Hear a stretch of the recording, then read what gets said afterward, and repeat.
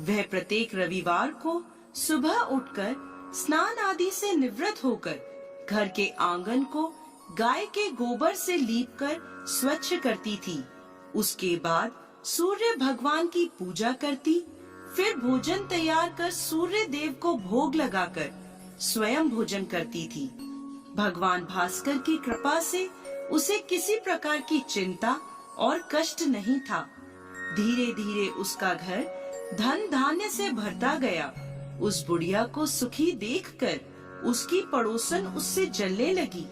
बुढ़िया के पास कोई गाय नहीं थी, अतः रविवार को घर लीपने के लिए वह पड़ोसन के आंगन में बंधी गाय का गोबर लाती थी।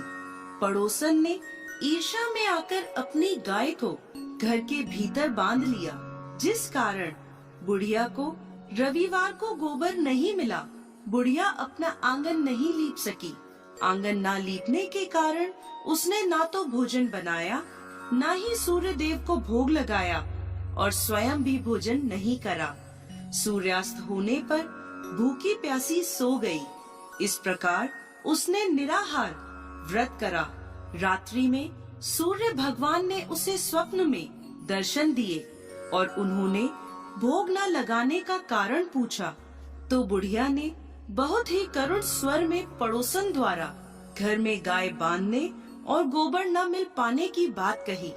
सूर्य देव ने अपने भक्त की परेशानी का कारण जानकर उसकी परेशानी दूर करते हुए कहा, माता, मैं आपकी भक्ति से प्रसन्न हूँ। मेरा व्रत करने और कथा सुनने से निर्धन को धन और बांझ स्त्रियों को पुत्र की प्राप्ति होती है। इसलिए मैं आपको एक ऐसी गाय देता हूँ जो सभी इच्छाएं पूर्ण करती है। स्वप्न में बुढ़िया को ऐसा वरदान देकर भगवान सूर्य अंतर ध्यान हो गए। प्रातः काल सूर्योदय से पूर्व उस बुढ़िया की आंख खुली तो अपने घर के आंगन में एक सुंदर गाय को देखकर वह हैरान हो गई। पड़ोसन ने उस बुढ़िया के आंगन में सुंदर गाय को देखा तो वह उससे और अधिक जलने लगी। जैसे ही गाय ने सोने का गोबर किया, पड़ोसन की आंखें फट गईं। पड़ोसन ने उस बुढ़िया को आसपास न पाकर तुरंत उस गोबर को उठाया और अपने घर ले गई तथा अपनी गाय का गोबर वहां रख आई।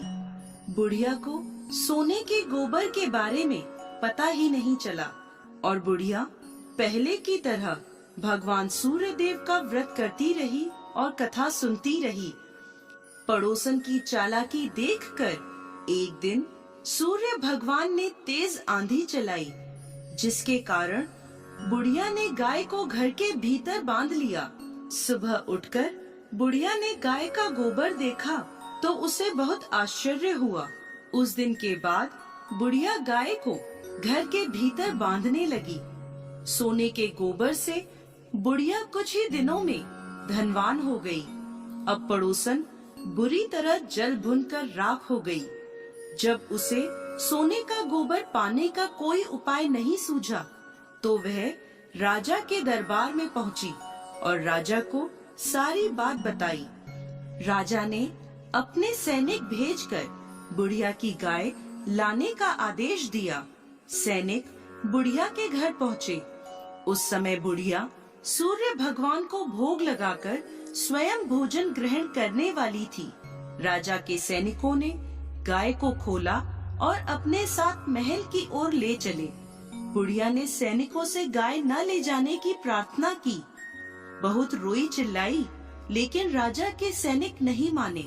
गाय के चले जाने से बुढ़िया को बहुत दुख हुआ। उस दिन उसने कुछ नहीं खाया और सूर्य भगवान से गाय को पुनः प्राप्त करने की प्रार्थना करने लगी। दूसरी ओर राजा गाय को देखकर बहुत खुश हुआ और सैनिकों से बोला, इस सोने का गोबर करने वाली गाय को गौशाला की जगह मेरे कक्ष में बांधा जाए। सुबह जैसे ही राजा उठा, सारा महल गोबर और बदबू से भरा देखकर राजा घबरा गया। उसने सैनिकों से गंदगी साफ करने को कहा, परंतु गोबर साफ ही नहीं हो रहा था। जितना साफ करते वह उतना ही फैल जाता। यह देखकर राजा क्रोधित हुआ और उसने पड़ोसन को राजमहल में बुलवाया और उसे दंडित किया। इसके बाद राजा ने तुरंत बुढ़िया को महल में बुलवाया और उससे क्षमा मांगते हुए सम्मान सहित गाय लौटा दी। तत्पश्चात राजा के महल से सारी गंदगी दूर हो गई। तब बुढ़िया ने राजा को रविवार के व्रत की और भगवान भास्कर द्वारा गाय दी जाने की सारी बात बताई। राजा ने अपने राज्य में घोषणा कराई कि सभी स्त्री पुरुष